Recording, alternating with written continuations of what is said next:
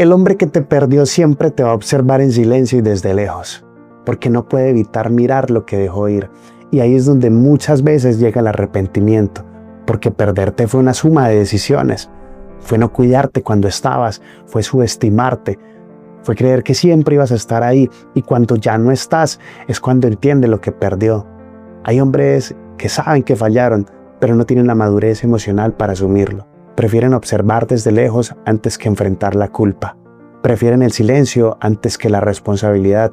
Prefieren verte bien sin ellos antes que admitir que no supieron estar. Y ojo con esto, que te observe no significa que te valore como mereces.